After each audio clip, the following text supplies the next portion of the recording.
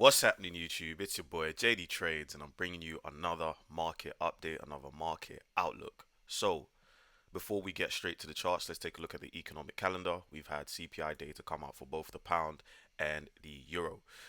So, in terms of CPI data for the euro, it's remained the same at 2.5%.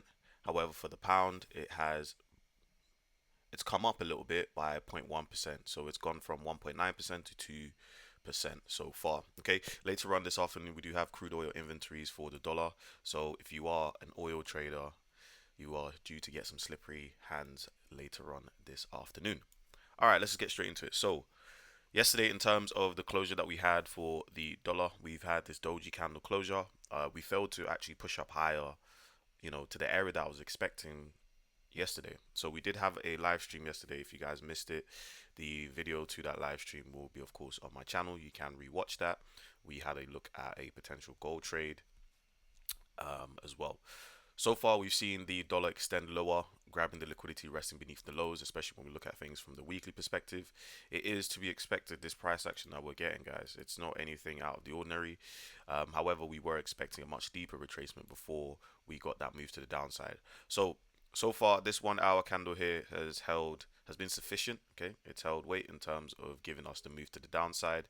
We can see here that we've seen price, of course, continue to slip with that data coming out, the CPI data coming out. It's also forced price lower.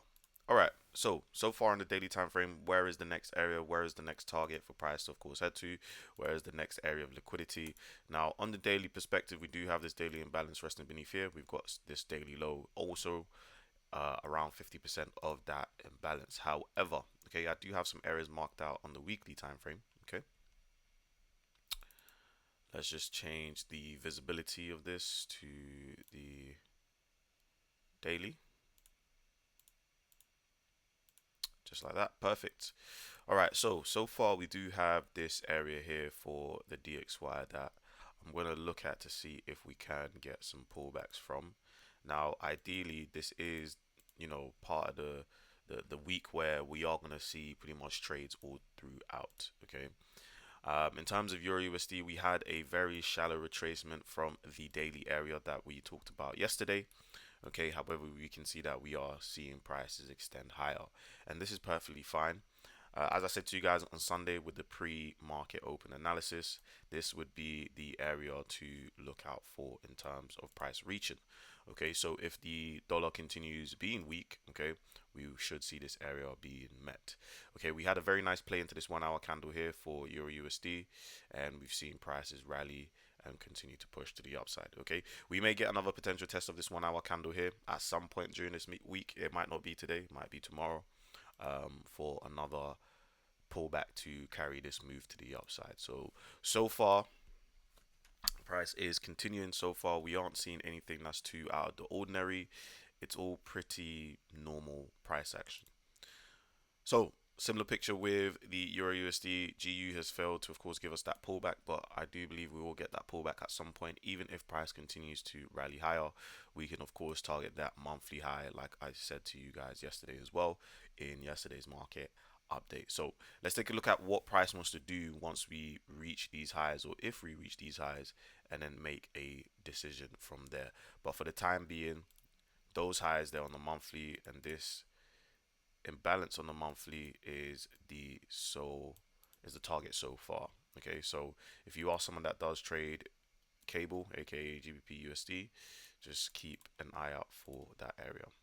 All right, next up is gold. Gold had a very nice continuation, okay, a nice pullback into this 15-minute candle. We've rallied off of the area.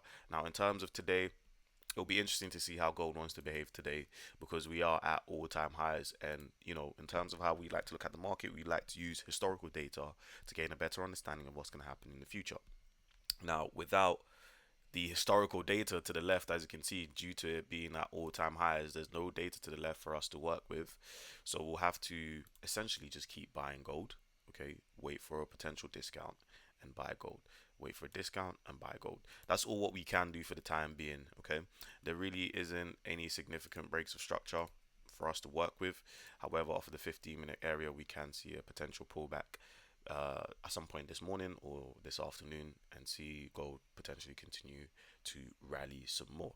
Okay, now the discounted area would be at these lows here, so I'm gonna look around the 24.48 mark.